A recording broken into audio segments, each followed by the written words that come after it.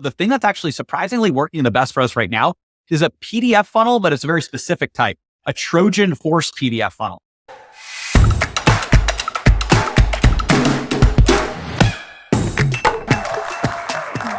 Hello, everybody, and welcome back to another episode of Marketing Inc. I have got an incredible guest with me today, Mr. Aleric Heck. Welcome to the show. Thank you so much for having me on, Allie. I'm excited. This is going to be awesome. 100%. If you guys don't know who he is, then you've probably been living under a rock. But for those of you who may not be familiar with him, he is an absolute beast at YouTube ads and many other areas of business as well. But why don't you give people a little bit of background about you, the business, and how you got to this place in your life and career? Absolutely. Thank you. And so, of course, we help businesses, especially education, high ticket, coaching, course, consulting businesses with YouTube ads to get more consistent leads and clients. And I actually have been on YouTube for 15 years now. So my background is I started out with a YouTube channel, AppFind. I was reviewing mobile apps, tech tutorials. I started when I was pretty young, creating those types of videos. And that channel grew to over 500,000 subscribers. So a lot of people were watching, looking to learn how to use their iPhone, learn how the best apps to download. And the way I got into YouTube ads was I had all of these different app developers that were sponsoring my videos. So they would pay me to do a video. I would promote their app. They get a bunch of downloads. They were like, that's great. But soon enough, one of the app developers asked how they could get more exposure or more people to watch the video that I had created featuring their app, because it was generating a lot of downloads, especially based on the number of views the video was getting. And I thought about it for a second. I said, why not YouTube ads? And this is about 9 years ago now. And I set up a YouTube ad campaign and ran it and generated thousands of new downloads for their app through that campaign. So they were blown away. They told another developer. So then I had another, company I was working with. And soon enough, I got a, job offer where they were like, all right, drop out of college. I was in college at the time, fly out to Silicon Valley, join our team. You can do YouTube ads for us. And well, as tempting as that is, I turned it down. I'm like, I want to build this myself. And that's really where ad outreach came from. And I started off by doing YouTube ads for mobile apps. Then I discovered ClickFunnels and that whole world. And that's when I also joined my first mastermind. And I saw that there was a whole nother world out there online. And now we predominantly work with a variety of different like coaching, consulting, course-based businesses, helping them generate leads and clients through YouTube ads, and also training businesses on those YouTube ads as well. So that's what brings me today.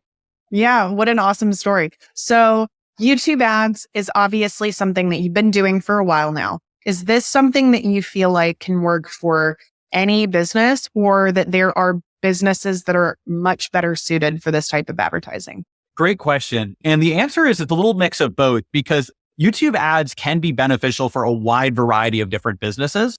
That being said, like a lot of advertising platforms, it's going to be the best for certain industries, and other industries it can work, but maybe it's not like the number one path. And ultimately, what I have seen is the best industry with YouTube ads is anything education related, expert based. So coaching, consulting, course, info products, expert based businesses, those types of businesses we've found work so well on YouTube, because people are going to YouTube to learn. They're watching videos. They're looking, okay, how do I, an easy example here is do ads, but maybe they're looking up, how do I grow my business? How do I lose weight? How do I do this or that? And you can get in front of them as an expert, as a coach or consultant, and get in front of them at that perfect time to be able to get that new ideal client for your business. So we found that just works really well. That being said, YouTube ads do work for a variety of different businesses as well. There's definitely SaaS businesses that see a lot of success with YouTube ads. There's also a lot of lead gen type businesses. And then also there's opportunities in the world of things like e-commerce. That being said, it has to be more specific of a product that has a unique feature that can be demonstrated on video. That's a big piece that we've seen. So there's a little bit of nuance there, but we found the education-based offers perform the best. Yeah, I definitely think that makes sense. So when you did this very first YouTube ad back in the day, taking this video that you had done organically and running that as an ad, what did that teach you? What did you learn from that? And I'd like to definitely dive into the organic into paid as the creative. Is that something that you still do? But let's just take it back to that very first campaign. What were some of the things that you saw and that you learned that have really influenced your path moving forward? That's a great question. And so in terms of, there's two big things. So on the actual creative side, what I realized is that natural, authentic content converts the best. Now it's a little bit different today. So it's not the same as taking a full video. And it just so happened that video was featuring the app. So it was 3 or 4 minutes anyways. So it was ad length. So today I wouldn't necessarily recommend taking like a 15-minute video and running it as at least an in-stream ad. There's other types of ads we can get into in feed that lets you promote videos and get more people to start watching it. But the thing that I really learned is people like authentic content. It feels like the platform that they're on. So they're watching YouTube videos. Now all of a sudden they see this review style video talking about this mobile app. And that's already what we were doing anyways. We weren't calling it a review because it was a sponsored placement, but it was review style. So we were talking about all the features, the benefits of this app, why you should get it. And so it was educational and that worked really well. So it's now actually the same kind of thing.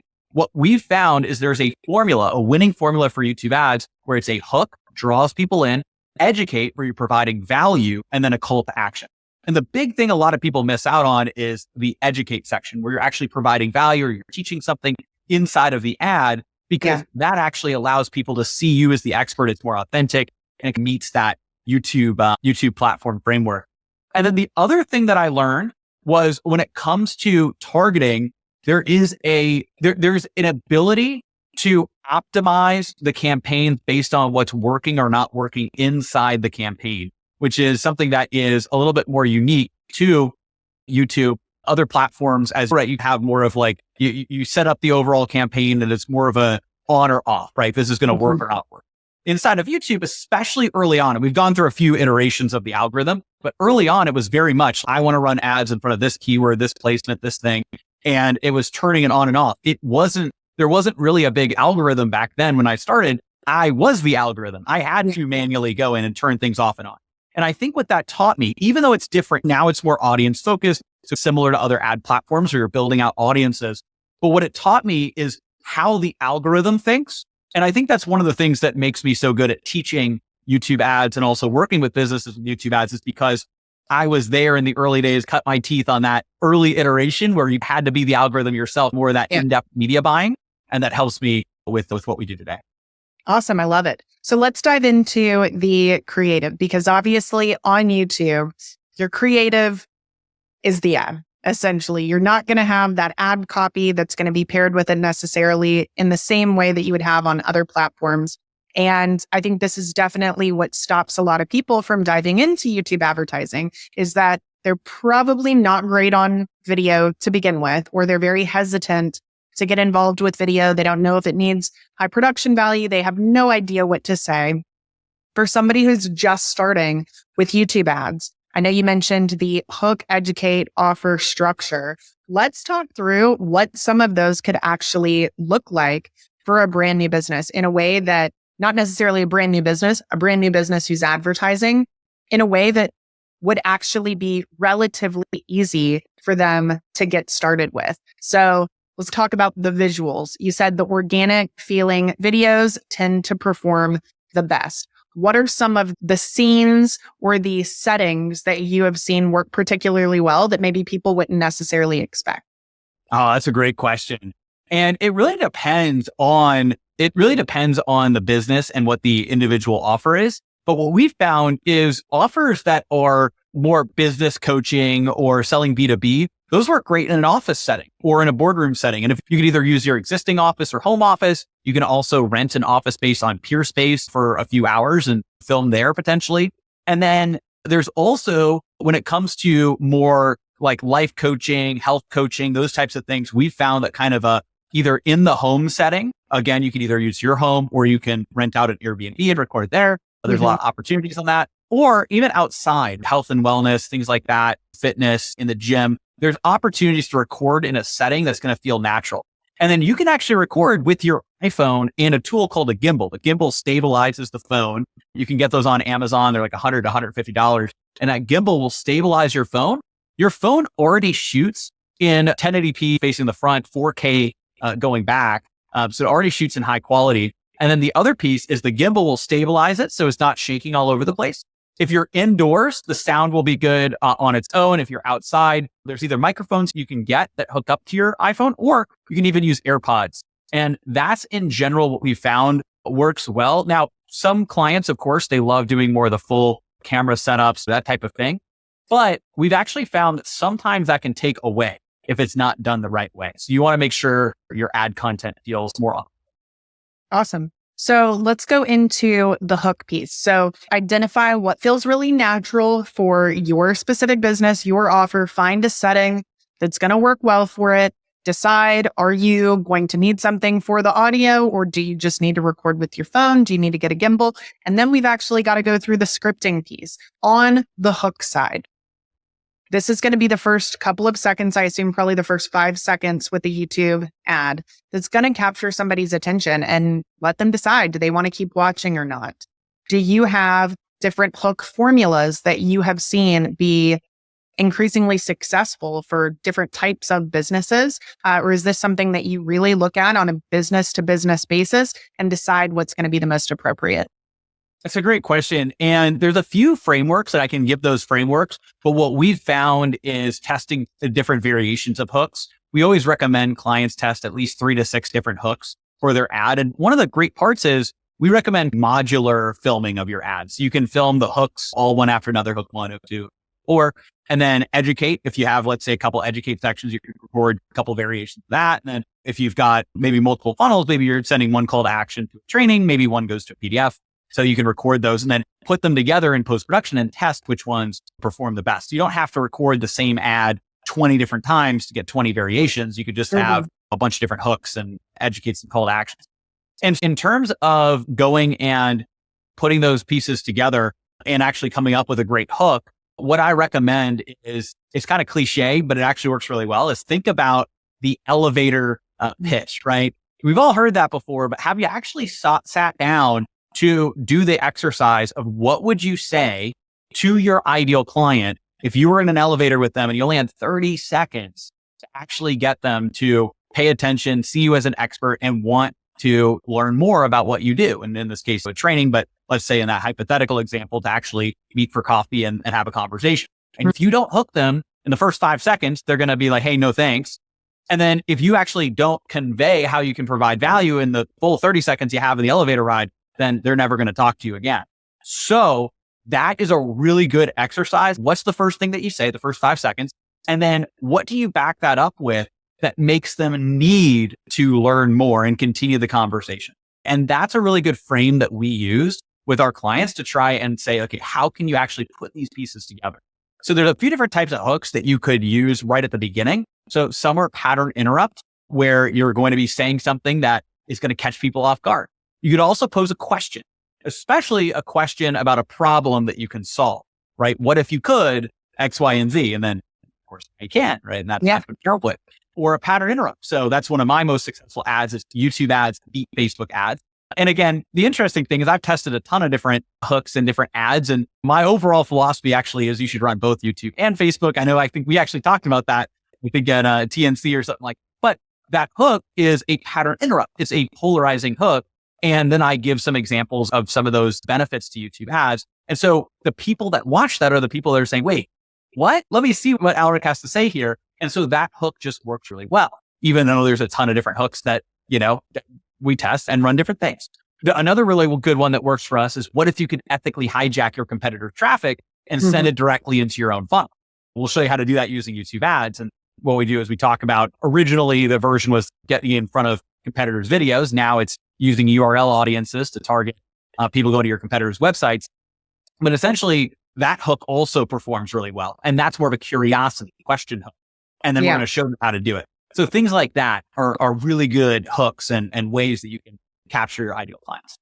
I love it. And what's interesting about the ones that you gave examples for is I would imagine that those specific hooks are going to attract the people you really want to work with. Because if you say that YouTube ads beat Facebook ads every time, that's really going to appeal to somebody who's running ads on other platforms. That's going to catch their attention. Somebody who's already running paid advertising is going to be a great fit for diving into a new paid ad platform. On the ethically hijacking their traffic to send to your own funnel, this is going to appeal to somebody who knows what a funnel is, who's got a funnel. They already have kind of those foundational pieces in place. So I think it's really smart to not only use that pattern interrupt and get their attention, but leverage that in a way that makes sure that the person who continues to watch is a lot more qualified in terms of actually being able to benefit from what you have. So that's super smart. Okay. So quick question on the modular recordings. Do you think it matters if those different pieces are recorded in different scenes, different outfits, or is it best if you just do them all in the same scene, same outfit, so you can splice those up and create something that looks like it was originally made to go together? Or is it actually more effective to have different scenes in the hook, different scenes in the body, and then different scenes in the call to action? Great question. And so in terms of putting the pieces together, we usually recommend filming it on the same day and being in the same clothing. And then that way it's a little bit more cohesive. However, there is a benefit in being in different locations. And now, I don't think it's the end of the world if you change the kind of clothing or that type of thing. However, we like to, that usually stays the same throughout. So as you're represented on camera, you're wearing the same thing. Yeah. But when it comes to scene changes, that's really good, especially between the hook and the educate section. So some of my classic ads, I actually say, let me hop over to my computer screen. I'll show you how this works. And then they go to a computer screen and I'm showing some things on there and I'm on the corner. Now, since then, we don't do as much of that. I feel like that also worked better a few years ago on YouTube. Now, the talking head with kind of more graphics coming up and potential B-roll, we're finding is working a little bit better. Although again, there's different, it depends on the client, depends on what they're looking to achieve. But that's an example of changing the scenery. At that point, I was literally saying, let me hop over to my computer screen. I'll show you how it works. Then it was the computer screen and I was showing how YouTube ads worked and I was in the corner. But it also in the educate section, adding in potential B-roll or adding in words that'll pop up on the screen, motion graphics, those types of things, add a little bit of extra production value to the overall video. And then, yeah, changing the scene can be good. So some people will do things outside and then go into a room. Some people like to whiteboard, so they'll be drawing on a whiteboard, but they don't necessarily start in front of the whiteboard. Some of our ads, we actually just recently shot some ads the other day, and I was walking through my office here, and I start walking through the office during the hook. Then I end up in so we got my kind of overall office and then we got my private room office. It shows me walking through the office, past our mural, the different things. Then I come in here and I start talking and then that's where there's a cut. It's not really a secret cut, but basically we hide the cut between B-roll. So we'll throw B-roll up, then we'll take that down and then it's technically a cut. Now the camera's stabilized. And also what that allows us to do too, I'm actually really good at ad-libbing ads, but in this case, we wanted to shoot a very specific script for the educate section. So I did an ad-lib the whole hook from memory, going from the kind of the start of my office into here. And then we set up the teleprompter and we filmed a few different versions of like a full kind of ad here in the office or in my like private room. Yeah, no, I think that sounds like something a lot of people would be able to take and try and incorporate into their own YouTube ads potentially. Okay, let's get into the educate section. I know you said that this is something that a lot of people miss. They're not incorporating this into their YouTube ads. What do you find is the best structure to educate? And obviously it's going to depend on what exactly it is you're educating on, but give me a couple of examples of either things that have worked really well for you or that you've seen for clients that are able to take something and really give true value in those, but also lead it very seamlessly into that call to action. I'll give you a great example of a client we worked with that was able to seamlessly transition the hook into the educate section to actually start teaching, and then how that leads naturally to a training. So one of our clients helping with like nutrition, weight loss, things like that. And basically his hook was, and this was a great one. So he basically had a cup measure of oil. He's like, this is 2,000 calories of oil. If a calorie is a calorie, why can't I just drink this every day and be healthy? Right now that we've established that it's more than just the calories, why do you think you can eat 2,000 calories of pizza as the same as 2,000 calories of salad? There must be something more. That something more is your macronutrients and it's the different nutrients inside of the food that you're eating. And then he starts teaching about that and about how there's the different elements of nutrients that they should be looking at. And he basically teaches for about 1 to 2 minutes. And then he says, and honestly, there's so much more that I have to share with you. Now that you know this, I want to dive more in depth and walk you through exactly what you should and shouldn't eat if you're looking to lose weight and you're looking to have proper nutrition. So you can sign up for the free training, click the link here, and you're going to be able to get instant access. So you see how the hook pulls people in. It's also really good visual with the cup measure, and it gives people an aha moment. Then teaching them a little bit, enough to say, wow, there's something here that maybe they haven't heard of before, especially if they were only thinking about calories, that they weren't aware of different nutrients, things like that. Then could be a big breakthrough for them. So he gives them a breakthrough on the ad, but says there's so much more to talk about, and you can sign up for the training and I'll tell you, exactly what you should and shouldn't eat and what that looks like. Love it. That's a great example. So do you find that going to some sort of gated content offer, webinar, PDF, etc., is one of the better ways to utilize YouTube ads? Or do you find that they work really effectively for direct offers, call scheduling, purchases, things like that? Great question. And it is also going to depend on the sophistication of the market is what we've, and that's honestly, and I know you know this as well, but for everybody listening or watching, the sophistication of the market really matters. So what we've found, the tried and true method that seems to work the best in really any market sophistication, although again, it has varying degrees, is the classic kind of training, right? A shorter training, 15 minutes that then leads to booking a call. Now, in very sophisticated markets, that also doesn't perform as well as a direct offer, like what you're saying. But in general, that's a good control. That's where we recommend people testing a control of 15, 20-minute VSL. We call ours like a video conversion training. It's almost like a cross between a VSL and a YouTube video. You look like a YouTube video, but it hits all the right notes of a VSL. Yeah. What we recommend is doing something like that, because then you're going from a YouTube ad to that VSL, and people on YouTube, they're watching videos. So this is just another video. So they're consuming that video content. That said, you talked about different levels of sophistication. Here's what we found. So at a lowest level of sophistication, and the thing is there's higher effectiveness on these things that are at lower levels of sophistication.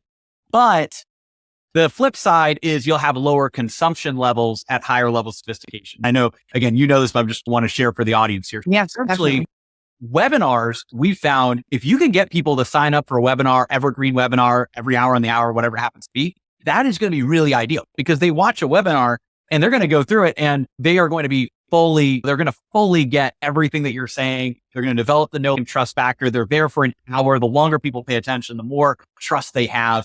And for a long time, we also ran webinars, but our market also got more and more sophisticated. But basically, webinars are really good, especially a lot of offers that teach like business opportunities, things like that. They still run webinars. Then there's the training, and the training is a good middle ground. So like a VSL type video, that's still a good middle ground.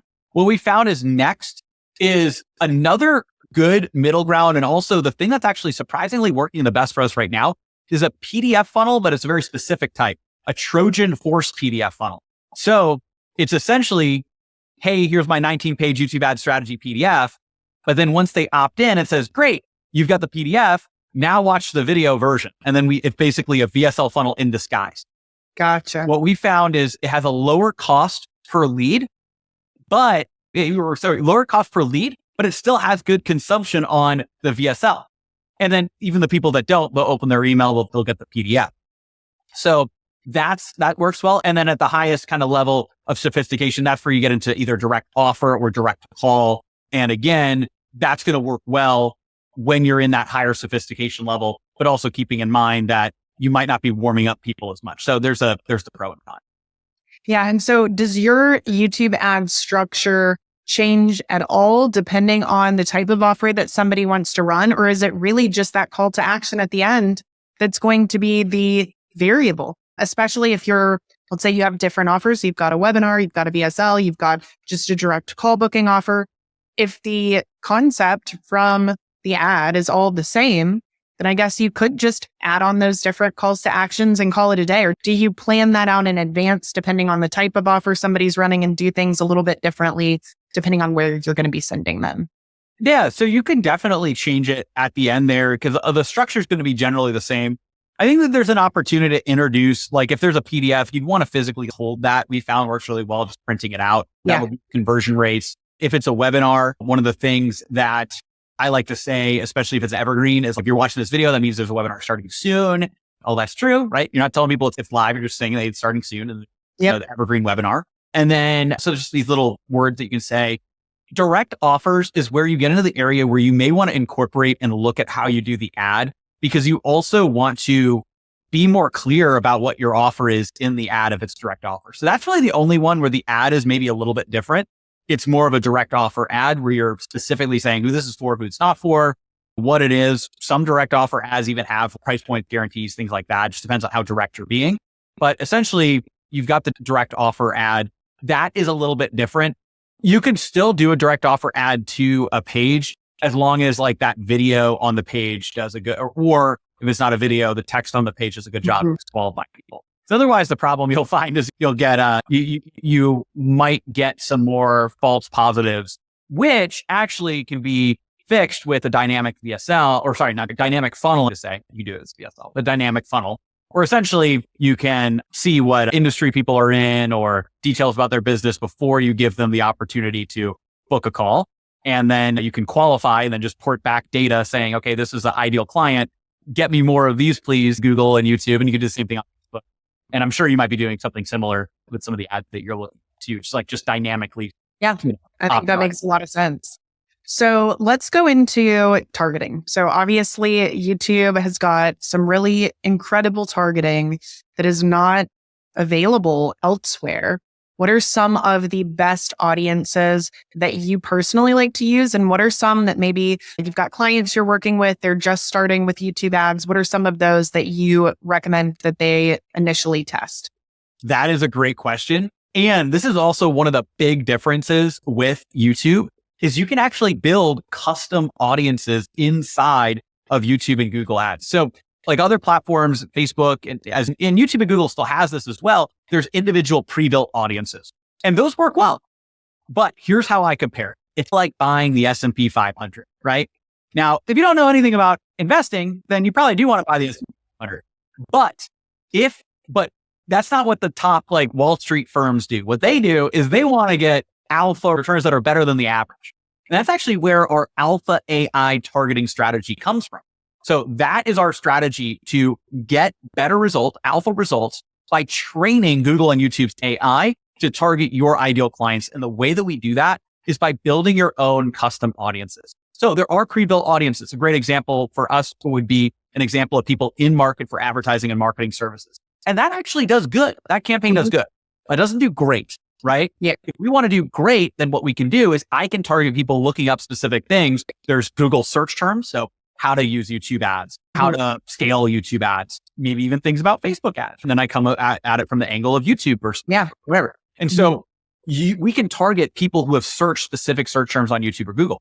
You could target URLs. So people go into different websites, whether it be competitor sites or complementary sites, for instance, funnel sites. So if people are going, and this definitely isn't a competitor, this is just complementary. If people are going to ClickFunnels or they're going to Webinar GM, they probably have funnels or webinars that they're hosting, and they might be an ideal client for us. So then we can target them with our ads.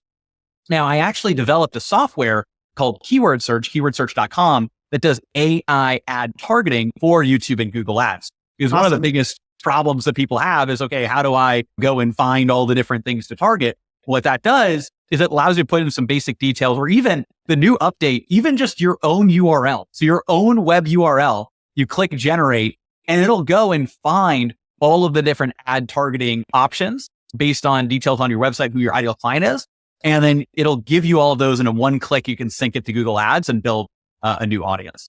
How cool. I think that sounds incredible. So the custom audiences is definitely where you encourage people to try and get to. Maybe they can start off with some of the pre-built audiences, but that is really where you're going to see the best results for most people. Is that right? Yes. Yeah. That's where you're going to see the best results, is by building out those custom audiences. Exactly. I love it. So retargeting wise, are you also focusing on retargeting the people who are engaging with your ads or watching your ads, but not converting directly on YouTube? I'm sure you're probably doing that elsewhere also, but what does that retargeting strategy look like for you?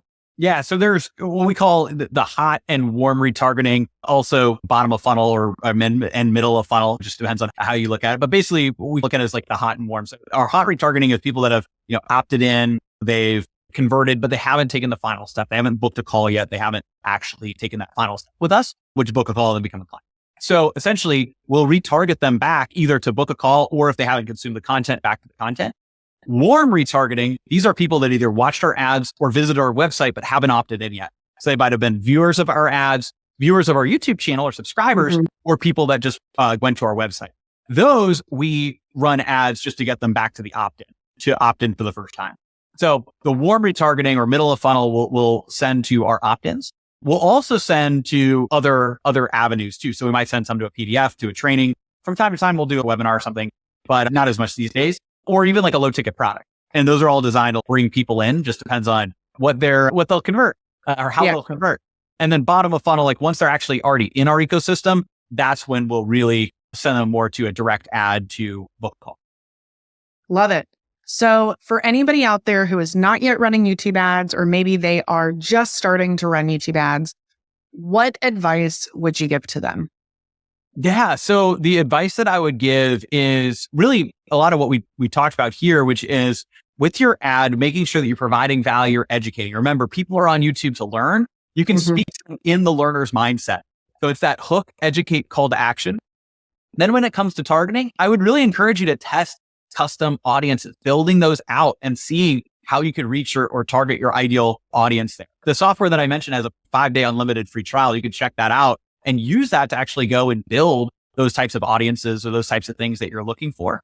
And then when it comes to optimizing, one big difference between YouTube and Facebook is you don't want to just throw like the baby out with the bathwater. You don't want to just turn off the entire campaign if it's not performing the way you want it to. You can go under the hood and you can say, oh, I've got these 6 videos I'm testing and then these like 6 audiences. Let me turn off these couple audiences that aren't working, these couple videos that aren't working, give it a few more days. Okay, these are performing better than these. Let's turn these other ones off. Now we're left with our winning videos, winning audiences, and those are the ones we're going to scale up. There is more ability to go and also optimize inside of the ad as well.